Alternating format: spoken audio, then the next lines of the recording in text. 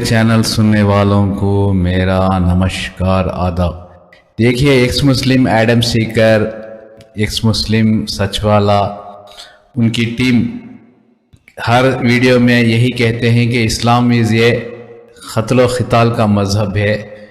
देखिए, वो सूरे तौबा की आयतें और इधर उधर की आयतें 26 आयतों को लेकर बात करते हैं। यही 26 आयतों को लेकर वसीम रिजवी त्यागी उन्होंने सुप्रीम कोर्ट में चैलेंज किया। सुप्रीम कोर्ट ने उसे खारिज कर दिया क्योंकि ये 0.004% बनती हैं।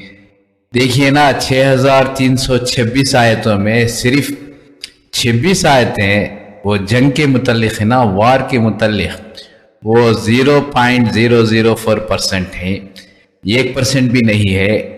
6300 आयतें क्या कहती हैं ये बताते नहीं है ना। 6300 आयतें एक ईश्वरवाद और कमांडमेंट्स, कुरान में क्या करना चाहिए क्या नहीं करना चाहिए। तीसरा, जजमेंट डे के बारे में कहती है। 1/3 ऑफ द कुरान इज तौहीद, वननेस ऑफ गॉड, एक ही ईश्वरवाद। The second part is commandments, क्या जिंदगी में क्या क्या करना चाहिए इस तरह से। Third is judgement day. तो ये Adam Seeker he is talking about only 26 आयत, नॉट अबाउट 6300 आयतें क्या कहती हैं, ये उसका विश्लेषण नहीं देते। ये सच वाला भी ये कुछ डिटेल नहीं बताते, सिर्फ ये 26 आयतों को लेकर बात करते हैं। ये देखिए ना, ये जंग के संदर्भ में कही गई आयतें हैं। ये कहते हैं कि जेनेरिक आयत ही, इसका मतलब ये कमांडमेंट्स में आते हैं, लेकिन ये आयतें कमांडमेंट्स में नहीं आते। लेकिन ये कहते हैं कि हदीस का हवाला देते हैं, ये बिल्कुल गलत है। ये कमांडमेंट्स में नहीं आते हैं। जंग लड़ना ये कहीं भी हुक्म नहीं है, ये कमांडमेंट्स में नहीं आते हैं, वो संदर्भ में कही गई आयतें हैं। देखिए, ये कहते हैं कि ये हुजूर सल्लल्लाहु अलैहि वसल्लम उनको सुसाइड करने का मन कह रहा था, वो 40 दिन वही नहीं आई ना, ये सब बातें कह रहे हैं। और ये कहते हैं कि मारिया खिप्तिया को हुजूर सल्लल्लाहु अलैहि वसल्लम से एक औलाद पैदा हुई ना, उसके बारे में डिटेल कहते हैं। वो अगले वीडियो में डिटेल बताऊंगा। मेरे वीडियो देखते रहिए, शेयर कीजिए, सब्सक्राइब कीजिए। Thank you very much. Sword कहलाती है 9-5, जाओ कत्ल करो सबका, इन जेनरिक तमाम मुशरिकीन का। लेकिन उसकी तफसीर के अंदर देखें, नहीं कत्ल करो पर क्यों करो? क्योंकि वो मुशरिक है ना, मुशरिक है ना, मतलब मुशरिक है। जो मुसलमान नहीं है, जो मुशरिक मीन्स जो कि अल्लाह के साथ किसी और खुदा को मानते हैं या एक से ज्यादा खुदाओं को मानते हैं। यानी दूसरे धर्म के लोग, मतलब ये मैं अगर एक आसान भाषा में समझूं तो दूसरे धर्म के लोग मुशरिक हो जाते हैं, क्योंकि वो अल्लाह का सम्मान तो करते हैं लेकिन दूसरे उनके अपने भी धर्म हैं, अपने भी भगवान हैं। एग्जैक्टली, इसके अंदर मल्टीपल रेफरेंसेस आते हैं। अल्लाह के साथ रखना है या अल्लाह के अलावा भी रख सकते हैं। अब देखिए, डिपेंड करता है कि आपके पास किस किस्म का मौलवी आएगा, किस किस्म का मुफ्ती आएगा जो आपको किस तरीके से इसकी ट्रांसलेशन देगा। But does not matter. In reality अगर हम देखें तो लिखा हुआ है कि जाके कत्ल करो पॉलिथियस्ट को, मुशरिकीन को। पॉलिथियस्ट अगर इंग्लिश की ट्रांसलेशन देखें तो पॉलिथियस्ट है जो मोर देन वन गॉड के ऊपर यकीन रखते हैं। अच्छा, इसके अंदर कब तक करना है, उनके लिए हाथ में लगाए रहो और कत्ल कर दो। अच्छा, यहाँ के जो मॉडर्न तफसीर राइटर है ना, उन्होंने इस आयत को सिर्फ और सिर्फ मक्का के करीब करीब रख दिया। अच्छा, उनका नहीं, इससे बाहर नहीं है। लेकिन अगर आप अर्ली स्कॉलर्स की तरफ जाएं, तिबरी खोल लें, कुर्तबी खोल लें, इब्ने कतीर खोल लें, वो इस आयत को जेनेरिक कह रहे हैं। ठीक है, वो कह रहे हैं कि इस आयत को सिर्फ इस जगह पे नहीं रखना, आप लेटर ऑन भी यूज करते हैं। इससे गुजरते हो और वहां पे अगर किसी किसान और किसी की पैदावार को नुकसान होता है तो उसको बचाओ। इसलिए 84 लड़ाइयां हुई और उन लड़ाइयों में केवल 1014 लोग मरे, दुनिया का सबसे बड़ा रिकॉर्ड है। और जब प्रोफेट मोहम्मद जब मक्का में आए अपने पूरे सैनिकों के साथ, तो जिस मक्का वालों ने उनको अपमानित किया था, जिस मक्का वालों ने उनको पत्थर से मारा था, जिस मक्का वालों ने उनकी जान लेने की कोशिश की थी और उनकी तकलीफ के चलते उनको हिजरत करनी पड़ी थी, उस मक्का वालों को उन्होंने प्यार से जीता। और वो मक्का की जो फतह थी, ऐसी फतह थी जिसमें खून का एक कतरा भी नहीं बना।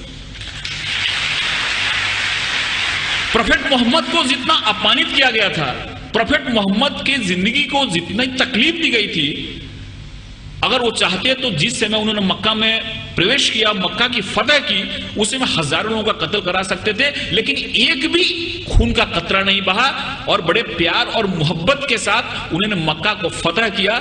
इससे यह बात सामने आती है कि शांति और अमन इस्लाम का मकसद है। तलवार उठाई उन्होंने, तलवार इसलिए उठाई कि तलवार उठाने का उनको हुक्म था, मजबूरी थी तलवार उठाना, कि अगर तलवार नहीं उठाते तो मजहब का क्याम नहीं हो सकता।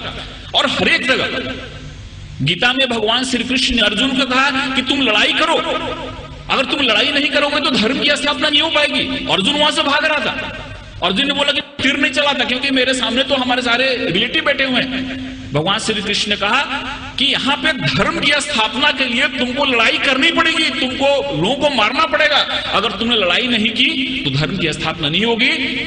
तो एक विशेष परिस्थिति में हमको लड़ाई करने की भी जरूरत होती है। वैसे ही प्रोफेट मोहम्मद ने अगर लड़ाई करने की बात की तो वहां पे की जहां पे लड़ाई करना मजबूरी था, और वहां पे अगर लड़ाई नहीं होती तो शांति की स्थापना नहीं होती।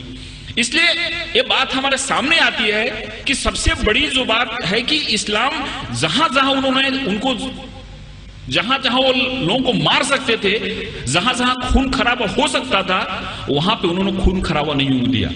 कभी कभी उन्होंने अपने को खुद अपमानित भी हुए, जैसे कि बहुत लोगों को मालूम हुआ कि सुलई हुदैबिया जो एक करार हुआ, एक जो मायदा हुआ, उसमें बहुत सारे ऐसे टर्म थे जो टर्म उनको कबूल नहीं थे, इस्लाम के मानने वालों को, मुसलमानों को कबूल नहीं थे। लेकिन प्रोफेट मोहम्मद ने कहा कि अगर यह मायदा नहीं करता हूं तो बहुत बड़ा खून खराबा हो जाएगा और उस खून खराबे से बहुत लोग मारे जाएंगे, इसलिए चलो मेरा अपमान हुआ तो चलेगा, लेकिन शांति के लिए, अमन के लिए मैं करार करता हूं, जिससे बहुत बड़ी लड़ाई टल गई। ऐसे बहुत सारे उदाहरण हैं।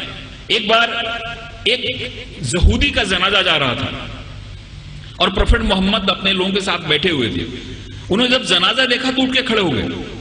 उनके लोगों ने कहा कि ये तो मुसलमान का जनाजा नहीं है, तो एक यहूदी का जनाजा है। तो मोहम्मद ने क्या, प्रोफेट मोहम्मद ने क्या यहूदी इंसान नहीं होता? ये सारी चीजें हमारे सामने आनी चाहिए। उस बूढ़ी औरत की कहानी मालूम है कि उसको ऐसा लगता था कि यहाँ पे इस्लाम बढ़ रहा है, एक मोहम्मद नाम का ऐसा शख्सियत है जो सबको इस्लाम में ले जा रहा है, इसलिए वो गांव छोड़ के जा रही थी। उसके सर पे गठरी थी और गठरी उठ नहीं रही थी। एक नौजवान आया और बोला कि माता जी मैं आपकी मदद करूं, आप चलो अपनी गठरी में गांव के बाहर छोड़ देता हूं। औरत ने उनको गठरी दी और वहां से नौजवान उस गठरी को अपने सर पे लिया और गांव के बाहर गया और बोला कि आप ठीक है, आप गठरी लो और जाओ। उस औरत ने पूछा कि कैसा नेक इंसान है जो अपने सर पे मेरी गठरी लेके जा रहा है। उसने पूछा कि तुम्हारा नाम क्या है? इन्होंने कहा कि मुझको मोहम्मद कहते हैं। जिसके डर से भाग रही थी वही इंसान उस औरत की गठरी को अपने सर पे ले जा रहा है और उसको मदद कर रहा है, और उसी दिन औरत इस्लाम में आ गई। जो औरत प्रोफेट मोहम्मद के सर पे हमेशा कचरा फेंका करती थी नमाज के जाते समय, रोज कचरा फेंकती थी उनके सर पे। एक दिन जब उसने कचरा नहीं फेंका तो मोहम्मद जब लौट रहे थे, प्रोफेट मोहम्मद, तो उन्होंने देखा और पूछा कि औरत कहां है? लोगों ने कहा कि वो बीमार पड़ी हुई है। वहां पे जाके उन्होंने उसकी तबीयत पूछी। उस औरत को लगा कि जिस इंसान को मैंने इतनी तकलीफ दी, जिसको इतना मैंने अपमानित किया, जिसके सर पे मैंने कचरा फेंका, वो कैसा इंसान है कि मेरी तबीयत बिगड़ने पे मेरा हाल पूछने आ रहा है, और वहां पे इस्लाम उसने कबूल कर लिया। एक चीज लोगों के सामने आना चाहिए, ये जो तहम्मुल है, ये जो हमारी सहिष्णुता है, ये जो हमारा एक इंसानियत के प्रति प्रेम है, ये हदीस में और प्रोफेट मोहम्मद की जो सुन्नत है, ये जब हमारे लोगों के सामने आती है तो हमको समझ में आता है। एक हमारे बहुत नजदीक के मित्र हैं जयपुर के, उनको कई बार मैंने मुशायरे के लिए बुलाया। उन्होंने दो चीजें मुझको बताई। ये दोनों चीजें मुझको कहीं रेफरेंस मिला नहीं है, लेकिन उन्होंने बताई। उन्होंने पहला ऐसा